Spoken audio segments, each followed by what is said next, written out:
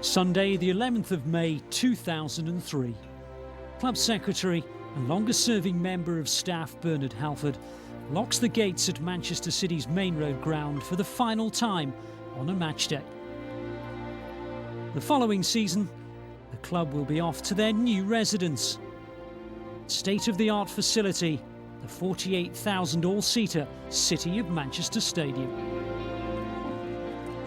Their spiritual home had sadly become outdated by modern-day demands. And this was the final chance for fans to say a big thank you to a place they'll always know as their home from home. Cheers. Can I have a kiss, please? Yeah. Thank you. Could you say hi to me? Could you say hi to me? Hello.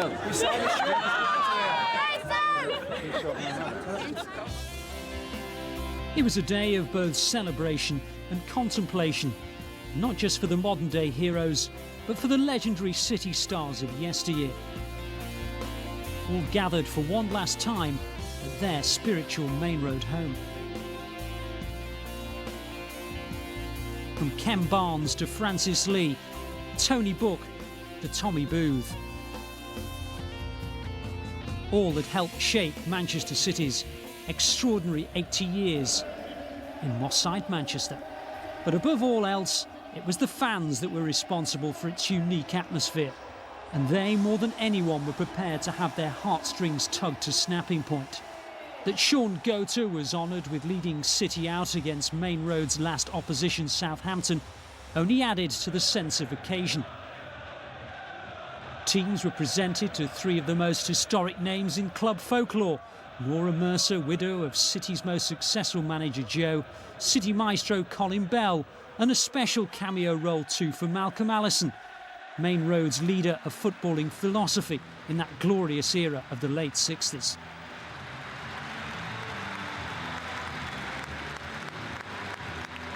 Sadly, the game itself would prove to be one of frustration.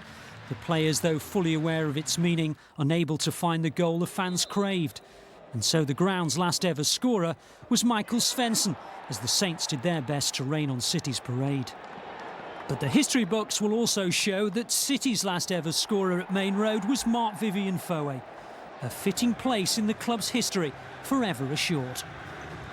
But on the day, neither the results nor the elements could spoil the occasion. Supporters used to the ups and downs of being blue were more interested in paying homage to their heroes, in particular the goal-scoring GOAT and Peter Schmeichel, whose glorious playing career was at an end. And though only 12 months of it was spent at Maine Road, the fans showed their appreciation of one of the modern era's true greats.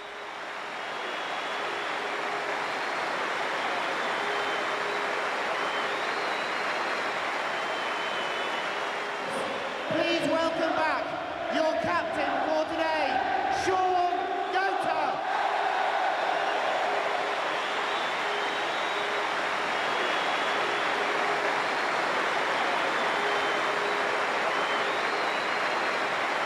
The fans have been brilliant, and we're upset we weren't able to give them the sending off we would have liked with a good win. But at the same time, you hear the music in the background. They will still enjoy and give Maine Road a good sending off. Once the pageantry, presentations and singing had finally ceased, perhaps it was only then that the enormity of the day truly hit the fans. This was the last time they would ever see a match at Maine Road.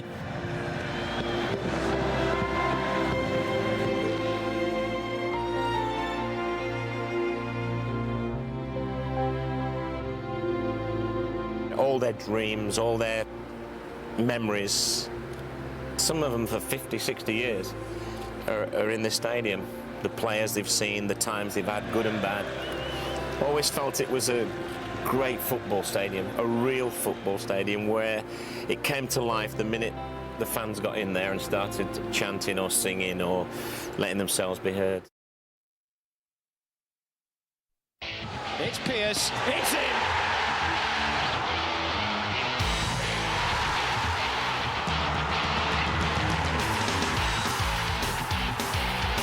Stringer straight to Lee. Good shots, yes! There's some wonderful players have graced the turf here since 1923, and we do some bad ones as well.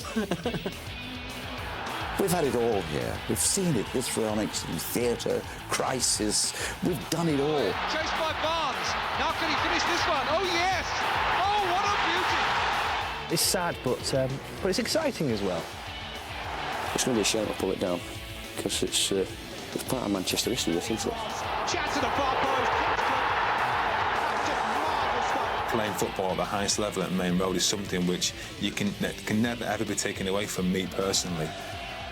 It would be nice if you could keep, could afford to keep this as a museum or as a, you know, just a pilgrimage, really. Here's Bishop. Oh, great goal! Realise the stadium of the greatest football team that's ever lived. And in the end, who else but Uwe Rosler?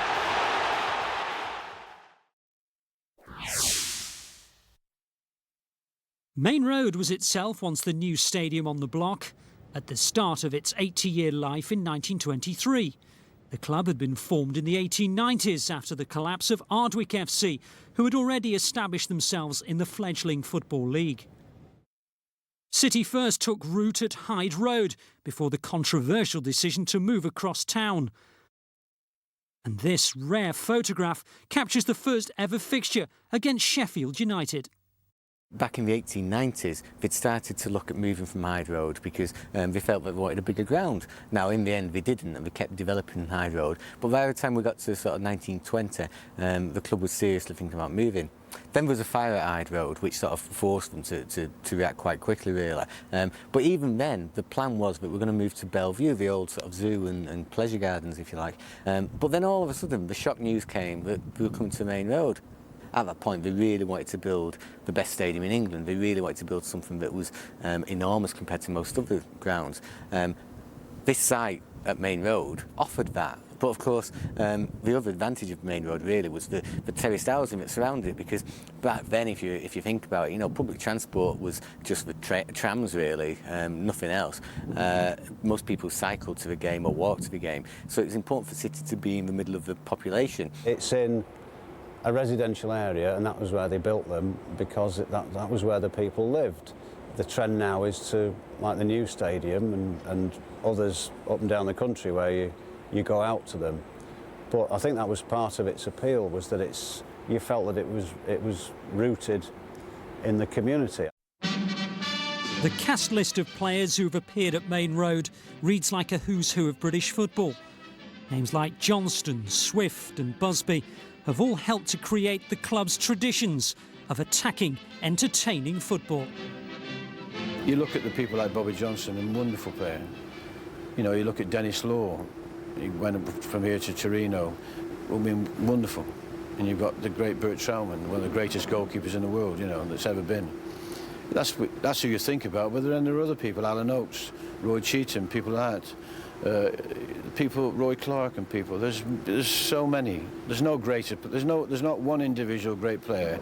Everybody's a good player. Everybody could play, because every time we play, whether it's in the 50s, 40s, 30s, it's a team effort. I remember when I was a snotty-nosed little lad in Wells watching Peter Doherty. Now, Doherty was one of the greats, the all-time greats of football. Tall and willowy, blonde hair, handsome lad as well. Magical player. And I was privileged during the war to see some of the greatest players ever, because they were all in the Army, the Air Force, and the great RAF base was up in Blackpool. My earliest memory of Maine Road would be me coming about age 7, I'm now 57, so it's 50 years ago, being brought by my father from Saddleworth, which is where we lived, and I think the game was against Blackpool, because my memory is it was a treat to see Stanley Matthews play. But certainly it was with my dad in the days when little lads who couldn't see were put on the tunnel wall and, you know, handed over people's shoulders, and it was safe to do that in those days. My grandfather was here for the very first game. My dad brought me. I brought our son Nicholas here, so there's been 4 generations of us, so very, very fond memories indeed. First memory of Maine Road was we lived in Gorton at the time. My granddad still does. My granddad's a mad City fan, and he was I think one of the first members of the fan club, but it was back in Ardwick. That's how long ago it was. Anyway, my first memory, I think, is him dragging me and our Chris down Platt Lane, from Gorton all the way down Kirkensheam Lane, Platt Lane, miles. We were like, God, what's this Mecca we're going to? And then we went to City, watched the match. It was brilliant. I think my grandfather brought me in the old scoreboard end. He was a blow. He lived in Moss Side. He was a plumber, Fred. He's dead and buried now, unfortunately. But he brought me to my first game when I was 8 years of age. And I saw that great City team in the late 60s with Bell, Lee and Summerby. And that was a team that really got me at it.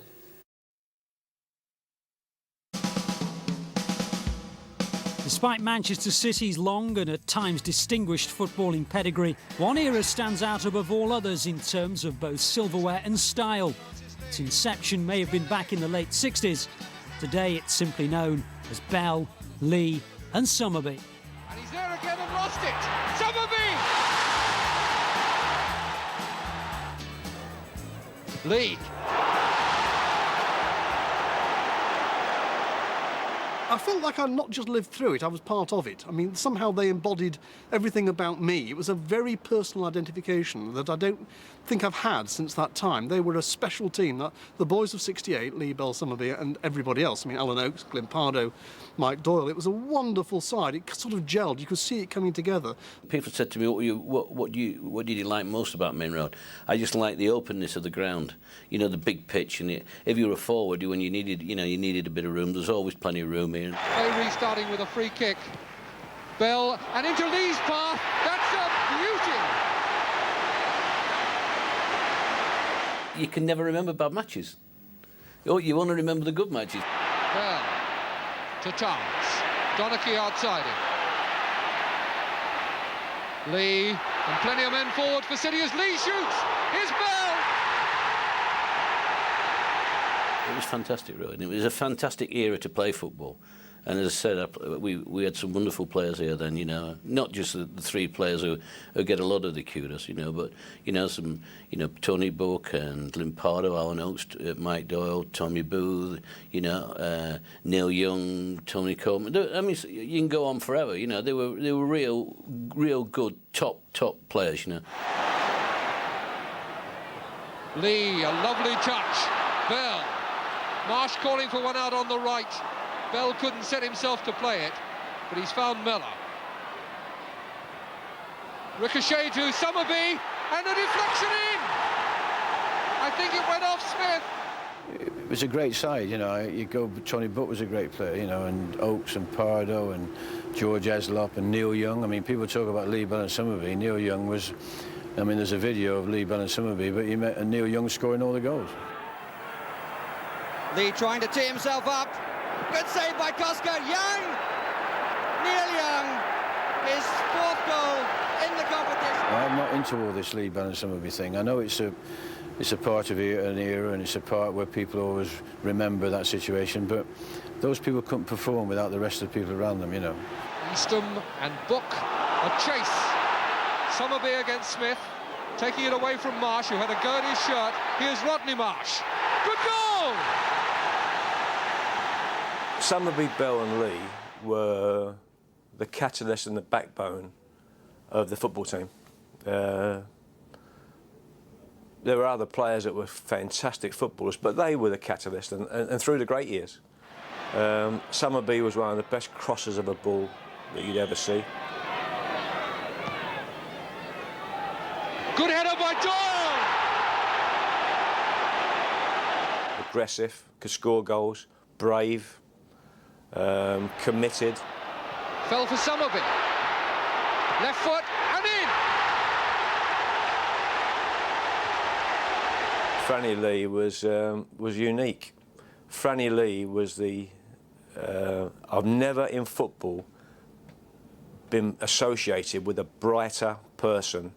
Oakes for the free kick. Oakes again. Lee again, and it's there! And now Summerby away with Lee unmarked in the middle. There's the pass for him. Can he control it? It's going to go in! Young setting it rolling for Mann.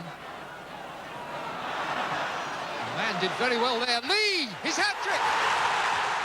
And he was sharp and he understood the game and what it took to get things done. Francis Lee pushing it on for Miller. Lee!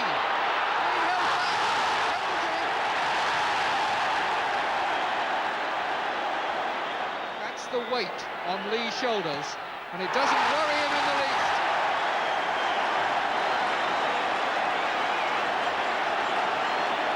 I saw Francis when he was 15, and he was built like a barrel and fearless.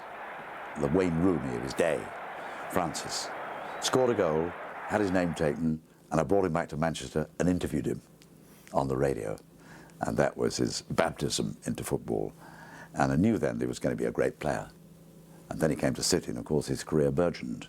I went to a restaurant he was in, having lunch, I think it was. I introduced myself to him, you know. I said, how'd you like to come to Manchester City? He said, not much. So, you know, anyway, I talked him into it in the end, you know. I said, you come to Manchester City, I'll make you a good player. And he went, you'll make me a good player. Bell is in the middle if Carrodus can cross. Marsh has gone out there to help him, but he has played the cross to Lee, brought it down well, and turned well, and it's in off the hands of the goalkeeper, but Francis Lee's goal. Francis Lee was fantastic. Summerby was the only winger who terrorised fullbacks. So strong, so aggressive. Colin Bell was just quite simply the best player I've ever seen, I think, and I'm ever likely to see. Colin Bell was probably the best player in Europe, if not the world. And he could run, and he could shoot, and he could dribble, and you know, he was tremendous. City so full of confidence at the moment, as you would expect. Bell going right through. Bell, number 2, Colin Bell. Flicking it through now for Summerby. And Irabon out very quickly, but straight to Young. He must score. Saved on the line. Bell. Oakes. Looking for Summerby, who's coming to the middle. Lee pouncing on it. The red shirts are bobbing around there. Bell! A goal! Colin Bell! 13 minutes! My car's called Colin Bell. Your car's called Colin Bell? All my cars have been called Colin Bell because they blue and they go like a rocket. Bell herring into the middle. What a lovely pass! Oh, yes! And a cross for Bell. Queuing up for the headers, and Bell has got it! Stewart, away from Hunter. He's got Bell on his right. Bell coming in now. Beautiful goal! Colin Bell, in my opinion, never, ever got the recognition he deserved as a footballer. He was much better than people ever give him credit for. He could do 100 metres in 10.6 seconds. He could shoot with either foot, he could head a ball, he could jump, he could tackle. If Colin Bell was playing today, he'd have 100 caps. He was Nijinsky. He really could run marathons. Lee. Beautiful ball for Bell. Here it is. What would a club give for Colin Bell today? Because what you wanted, box-to-box players. You look at the sides today and you say, please give us a box-to-box player with imagination. Everything he did was the right thing to do. He was a great role model for any young pro coming in. And I used to come as a student sort of thing every Monday morning. We used to go to Wythenshawe Park and it was a day without the ball. It was a running day. And like, you know, there were some good runners in the side then. There were people like Colin Barrett, Alan Oakes, Mike Doyle, all those like good athletes. But, you know, sort of on the last 440, which was real hard work, the last one, and it's what you finish the morning off with. Colin Bell would be up there just sort of talking to everybody at the front of the line, and everybody's really sort of giving everything else they've got, and he'd be just chatting away, like, and it was so easy for him, you know. Great athlete, he could run fast, he could run a distance, and that's why they called him Nijinsky, of course.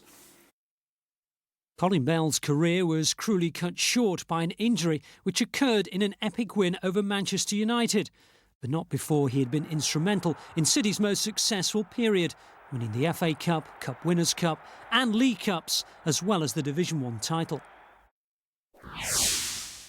City's trophies during the Maine Road era include an FA Cup win in 1934 and a Division 1 title in 1936.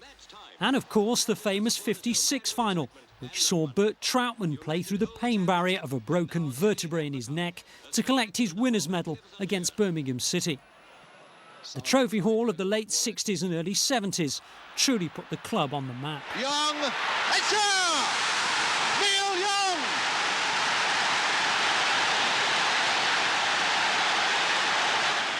Tony Book. What a moment! Showing the cup to those hordes of Manchester City supporters. Somerby to flick it on in spite of the pain. And it's there! The equaliser for Manchester City. It's Doyle who's done it. Oh, and Lee did well to get that over. Bell flicking it on. Pardo! With Pardo!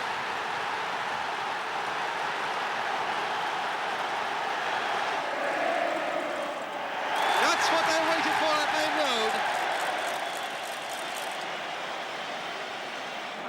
Road. City also recorded their only European success in the era, a Cup Winners' Cup victory over Górnik of Poland on a rain-soaked night in Vienna. Once again, Neil Young was among the scorers. Francis Lee penalty confirming a 2-1 win. While it had been a fantastic evening, it was the title win of 1968 that truly excited their growing band of admirers. It was a great time to be a Blue.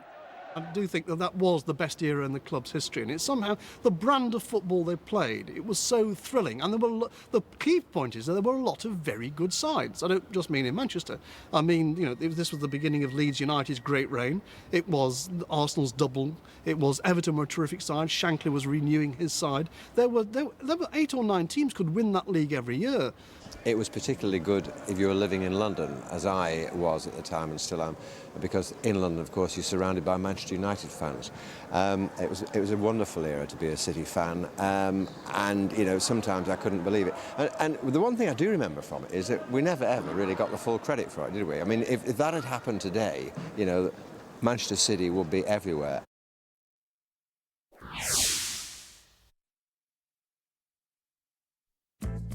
The architect of these triumphs was former England captain Joe Mercer, whose growing reputation for first-class man management meant players considered him as a father figure. Apart from being a great manager, he was a respected person, like Sir Matt Busby was, or Bill Nicholson or Shankly, you know.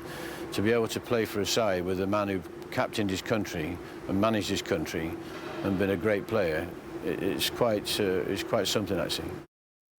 The Mercer and Allison duo were able to craft a team knowing their supportive chairman Sidney Alexander was fully behind them.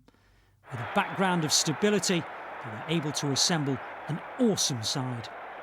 I can remember playing here against the fantastic team they had, with which Malcolm and Joe Mercer managed, of Bell, Lee, Somerby and many, many other great players, where if you didn't come here with the right character and you didn't come here with a lot of courage and belief, you got nothing. Joe was the father figure, and he poured oil on troubled water every time Malcolm stirred it up, you know. But Malcolm was a brilliant coach, and he did fantastic knowledge of the game. When the team walked out for a major game, Joe was the manager. Alison was the coach. And Alice used to say to me, I want to walk out. I want to walk out. I want the credit for building this great side.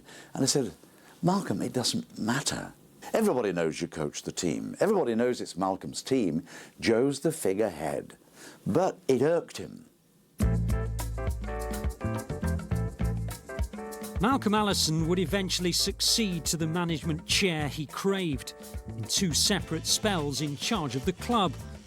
But although he never came close to recapturing the glory days of his partnership with Gentleman Joe, he will always remain synonymous with Maine Road's most revered team.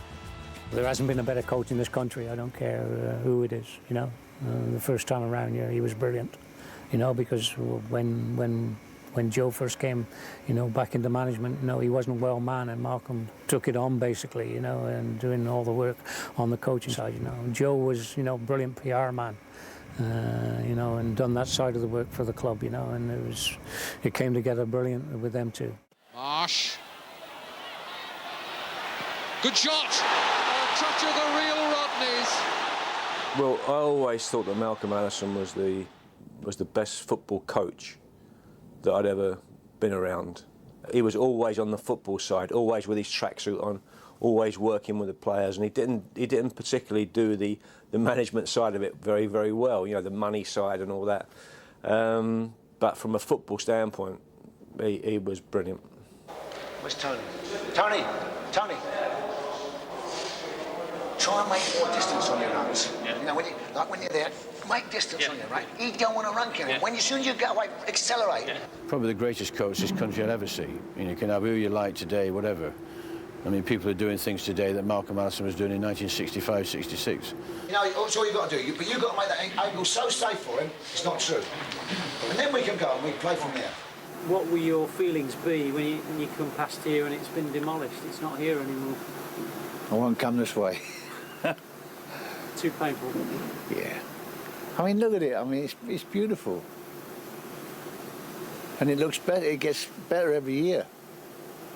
No, it's a great pity. I don't cry much, but I'll be sad, yeah. I'll be sad.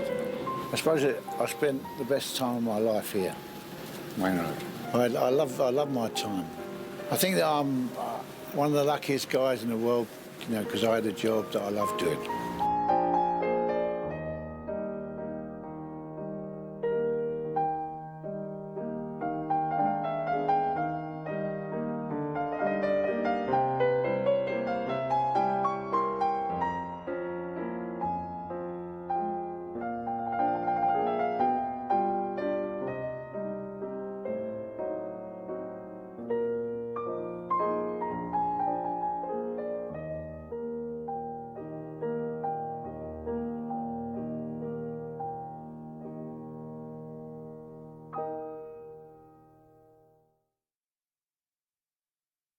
Eight decades of football have produced an infinite range of memories, a catalogue of tales and hundreds of unforgettable matches. Every generation will lay claim to their own particular favourite.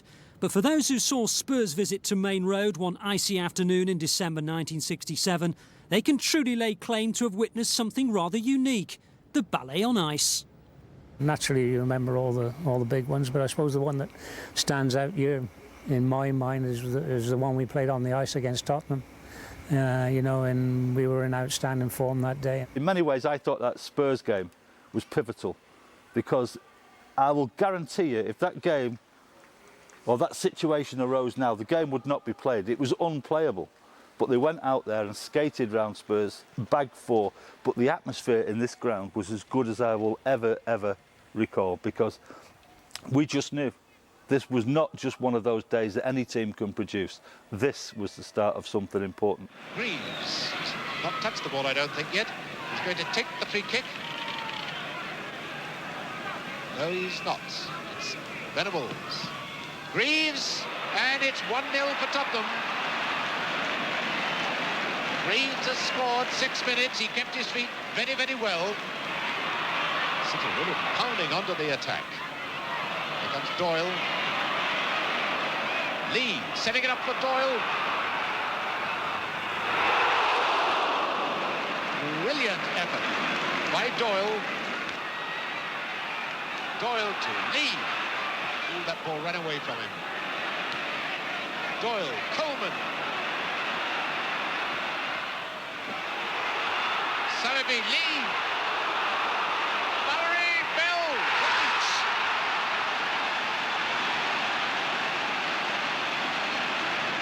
Colin Bell, the scorer.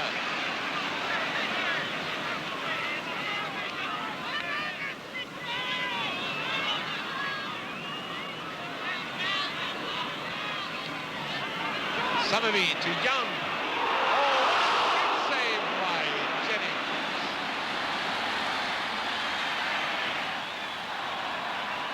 Summerby. Lead behind him now, Young. Oh, what a goal! No, he's hit the bar. Coleman. Up to Young.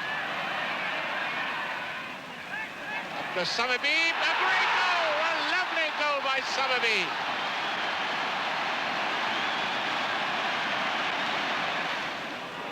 Summerby. Nimble on his feet. Perfect balance out to lead. Great football. And he's hit the post, a goal! Coleman, 3 goals to 1. 19 minutes gone. A superb bit of football by Manchester City.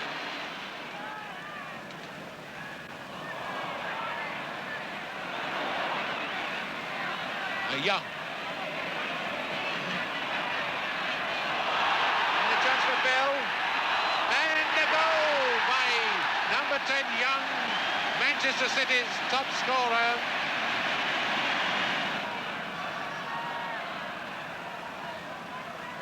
Up to Coleman. Lee very close to him. As the whistle goes for the end of the match. A great performance by Manchester City. Bell, Summerby, Coleman, Young, the scorers, to a goal by Greaves. Tottenham well beaten, and the man of the match for my money anyway. Mike Summerby, the number 9 of Manchester City, as the crowd rises to this great team.